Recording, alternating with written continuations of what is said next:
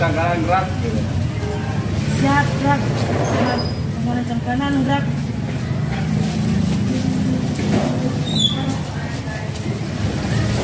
Gerak, gerak. Warahmatullahi wabarakatuh. Waalaikumsalam warahmatullahi wabarakatuh.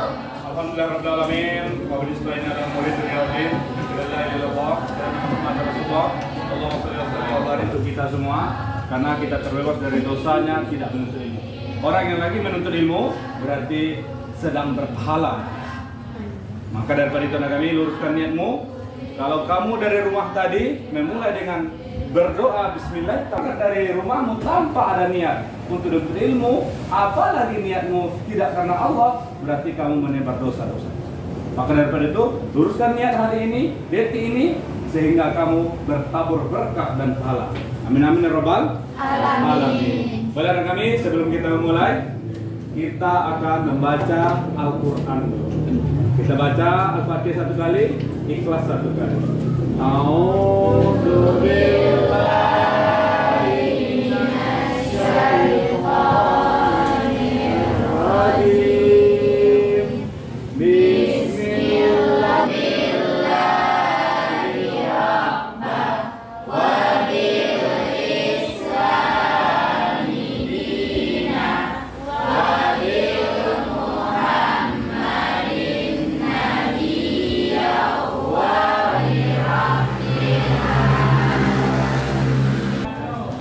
kita telah selesai berdoa. Semoga doa-doa kita memudahkan kita pelajaran dalam proses belajar mengajar. Amin. Baiklah kami, sebelum kita mulai kita cek dulu kehadiran tentang masalah ada yang libur, ada yang sakit, kita akan cek dulu.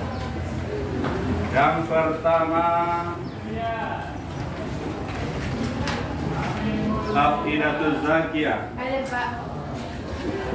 Alia yang di kelas sana? Iman. Iya, macam iman. Macam iman itu pertama memenuhi janji, mensyukuri nikmat, menjaga lisan, dan menutupi aib orang lain. Dengan pembelajaran kita kemarin adalah PBL, Problem Based Learning. Maka daripada itu hari ini kita coba untuk PJBL ya. PJBL pembelajarannya yaitu Project Based Learning. Kamu identifikasi, kamu lihat, kamu buat peta konsepnya, nanti kita akan presentasikan. Maka daripada itu anak kami, tujuan pembelajaran ini bagaimana anak kami betul-betul paham supaya pembelajaran itu kamu tahu tujuannya apa. Tujuannya seperti yang Bapak jelaskan di kemarin, itu bagaimana kamu memahami dan bisa mengimplementasikannya, mendemonstrasikannya dalam kehidupan sehari-hari. Maka daripada itu, tetap bersemangat, jadikan pembelajaran ini sebagai buatlah peta konsep itu sebagus-bagusnya. Biar nanti kita presentasikan. Ya. Ini karena anak kami membuat proyek itu yang anak kami analisa apa masalah anak kami. Dari gambar ini nanti anak kami akan melihat masalah apa yang terjadi dengan judulnya. Silakan cari berbagai sumber, berbagai media, foto ini lihat menutup aib orang lain. Itu yang kami tampilkan di tengah, the analisa. Kira-kira apa maksud dari menutup aib orang lain? Jelaskan konsepnya digambarkan situ. Setelah itu solusinya apa kira-kira? Dan kenapa mereka melakukan suka mengumbar atau menceritakan aib orang lain? Iya kan. Berarti nampakkan masalahnya nanti. Dan setelah masalah nampak, apa solusinya? Oke. Oleh anak kami cari referensinya di buku, di atau di blog-blog, di YouTube, silakan anak kami.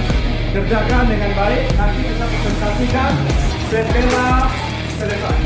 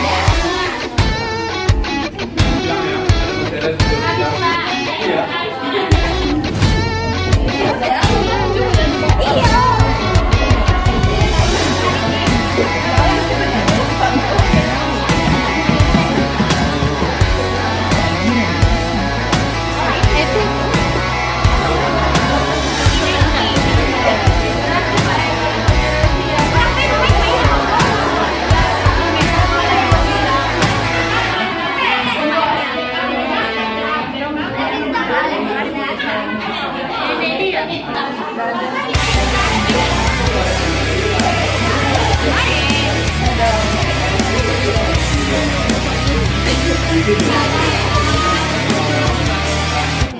sini biar kita presentasi ini karya dari kelompok 1, kelompok 2.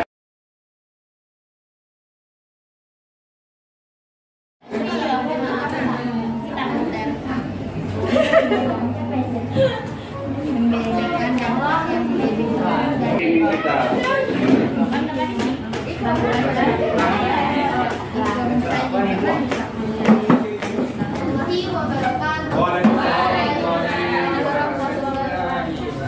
Mohon perhatiannya sebentar teman-teman. Saya sebagai perwakilan dari kelompok 1 ingin menjelaskan tentang memenuhi janji. Dalam memenuhi janji ini ada latar belakang dalam memenuhi janji tersebut. Latar belakangnya yaitu pada pentingnya kepercayaan, tanggung jawab, dan integritas dalam kehidupan sosial. Memenuhi janji itu memiliki peran yang mendasar dalam membangun dan menjaga hubungan yang baik itu di individu, kelompok, masyarakat, ataupun di sekitar. Intinya itu dalam kehidupan kita sehari-hari. Terus, dalam memenuhi janji tersebut, tidak semua orang juga dapat memenuhi janji kepada orang lain. Ada contoh yang kami muatkan di sini, seperti Tono dipanggil oleh Bapak Yazar hari ini ke ruang guru. Ternyata Tono tidak mengerjakan pekerjaan rumahnya yang diberikan pada minggu lalu. Lalu Pak Yazar memberikan kesempatan untuk memperbaiki dan mengerjakan pekerjaan rumahnya dengan waktu maksimal 2 hari. Maka solusi yang dapat kita lakukan agar kita tidak mencontoh dan tidak berperilaku seperti Tono itu ada 4. Yang pertama itu kita dapat belajar manajemen waktu. Yang kedua, meningkatkan komunikasi, kurangi konsumsi media sosial. Seperti dengan membatasi penggunaan media sosial, kita bisa mengurangi godaan untuk membandingkan diri kita dengan kehidupan orang lain. Adapun kesimpulan dari mensyukuri nikmat ini membantu kita hidup dengan rasa puas dan bahagia. Ketika kita bisa bersyukur atas hal-hal kecil ataupun besar, kita cenderung lebih damai dan terhindar dari perasaan atau tidak puas. Karena rasa syukur juga mendorong kita untuk berbagi dengan orang lain. Sekian presentasi dari kelompok kami. Assalamualaikum warahmatullahi wabarakatuh. Terima kasih kelompok 3.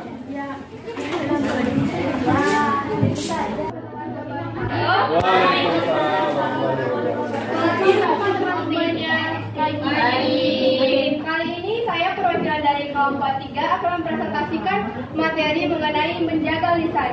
Nah, sebelum mempraktekkan hal ini, kita otomatis pedang. Artinya, lisan memiliki kemampuan menyakit yang lebih besar daripada pedang. Lisan dapat memberikan dampak yang lebih buruk daripada pedang. Lisan yang tidak dijaga dengan baik bisa saja mengakibatkan perselisihan, permusuhan, bahkan perperangan. Nah, dari hal inilah kita akan mengetahui bagaimana cara menghindari dan cara menjaga lisan ini. Kalau kita tidak bisa menjaga lisan akan mengakibatkan perselisihan, permusuhan, bahkan perperangan. Kita harus mengetahui cara menghindarinya dan cara menjaga lisan kita. Yang pertama, untuk menghindari hal tersebut, kita harus mengetahui cara menjaga lisan. Di mana cara menjaga lisan tersebut salah satunya beberapanya dengan yang pertama, menghindari pembicaraan yang batil, kotor dan jorok. Yang kedua, hindari berbicara dusta atau palsu. Yang ketiga, menggunakan lisan untuk tidak menggunjing, menjauhi kebiasaan berkata bohong dan yang tidak bermanfaat. Yang kelima, jauhi berbicara yang berlebihan. Ketika kita sudah menerapkan cara menjaga lisan ini, selanjutnya kita harus menghindari hal-hal berikut. Yang pertama, kita harus menghindari fitnah. Fitnah ini adalah perkataan yang bohong atau tanpa berdasarkan kebenaran yang disebarkan, yang disebarkan dengan maksud untuk menjatuhkan orang, seperti menjatuhkan nama baik orang lain, merugikan kehormatan orang lain. Selanjutnya kita juga harus menghindari ghibah. Ghibah itu merupakan perbuatan yang akan syara yang dilarang keras oleh agama Islam. Ghibah dapat diartikan dengan menggunjing. Ghibah adalah membicarakan orang lain yang tidak hadir serta membicarakan sesuatu yang tidak disenangi sesuai keadaan orang tersebut. Yang ketiga, buhtan. Buhtan ini lebih buruk daripada ghibah. Kalau ghibah membicarakan keburukan orang yang tidak disuka sesuai dengan keburukannya tersebut. Sedangkan buhtan itu membicarakan orang yang tidak hadir dengan membicarakan keburukannya padahal keburukan tersebut tidak dimiliki orang tersebut. Selanjutnya kami di sini menjelaskan permasalahan tentang menjaga lisan di lingkungan sekolah. Contohnya, ada sebuah circle yang berkumpul dan ada satu orang dalam circle tersebut tidak hadir. Anggota circle tersebut membicarakan anggota yang tidak hadir. Nah, pembicaraan tersebut sampai kepada telinga orang yang tidak hadir tersebut, sehingga dalam circle tersebut terjadi sebuah perselisihan, bahkan percekcokan. Nah, solusi yang kami berikan di sini adalah akhirnya suatu anggota yang menjadi dalam satu circle itu ada satu anggota yang menjadi pendengar dan memberikan pendapat untuk berdiskusi. Nah, dalam diskusi tersebut mereka menemukan bahwa anggota circle yang hadir tersebut mengakui kesalahannya karena sudah membicarakan anggota yang tidak hadir. Jadi akhirnya mereka saling memaafkan karena sudah mengakui kesalahan. Sekian yang dapat saya sampaikan. Kesimpulannya dari menjaga lisan kami dari pembelajaran kali ini, kesimpulannya bahwa kita sebagai umat Islam, sebagai manusia yang beriman, kita harus juga menjaga lisan kita. Sekian, terima kasih. Assalamualaikum warahmatullahi wabarakatuh. Waalaikumsalam warahmatullahi wabarakatuh. Baiklah, mohon perhatiannya sebentar teman-teman. Perkenalkan, saya perwakilan dari kelompok 4 ingin mempresentasikan hasil diskusi kami yang mengenai materinya yaitu menutup aib orang lain. Menutupi aib orang lain ini ada hadisnya, yaitu salah satunya itu hadis riwayat Muslim yang dimana artinya itu dari Abu Hurairah, Rasulullah Shallallahu Alaihi Wasallam bersabda, barang siapa yang menutupi aib saudaranya di dunia, maka Allah akan menutup aibnya di dunia dan di akhirat. Latar belakang dari menutupi aib orang lain yaitu dalam kehidupan sosial, setiap individu memiliki kekurangan atau kesalahan yang mungkin tidak ingin diketahui oleh orang lain. Kebanyakan agama dan norma sosial menganjurkan agar kita menjaga kehormatan sesama manusia dengan tidak menyebarkan atau membuka kesalahan orang lain di depan umum. Menutupi aib orang lain merupakan wujud dari empati dan kepedulian terhadap martabat manusia.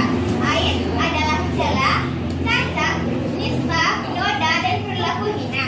Salah satu contoh aib menutupi aib itu yang dalam gambar tersebut ada sekelompok siswa yang dimana sedang berbicara yaitu menyebarluaskan aib temannya sendiri. Padahal teman tersebut sudah berpesan untuk tidak menyebarkan aibnya kepada orang lain, tetapi mereka tetap menyebarkan aib temannya. Dari contoh tersebut ada beberapa masalah yang ditimbulkan. Yang pertama yaitu penyebaran fitnah. Informasi yang belum tentu benar menjadi viral dan merusak reputasi seseorang. Yang kedua yaitu merusak hubungan sosial antara pertemuan mereka. Membuka aib seseorang bisa menyebabkan rusaknya hubungan persahabatan, kekeluargaan, dan di akhirat, yaitu Allah akan menutup aibnya. Sekian dari saya. Jika ada kesalahan dan kekurangan, saya mohon maaf. Assalamualaikum warahmatullahi wabarakatuh.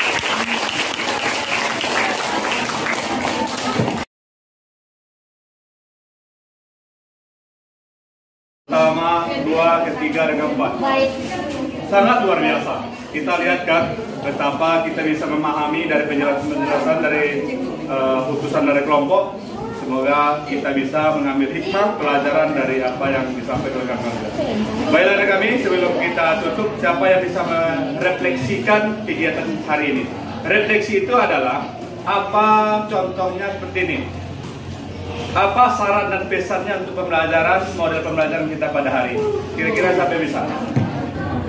Baiklah, pesan yang ingin saya sampaikan kepada kita semua dari materi yang telah kita pelajari ini agar kita bisa menerapkannya dalam kehidupan sehari-hari supaya pembelajaran yang kita pelajari dalam hari ini tidak sia-sia dan itu saja. Sekian dari saya, terima kasih. Oke.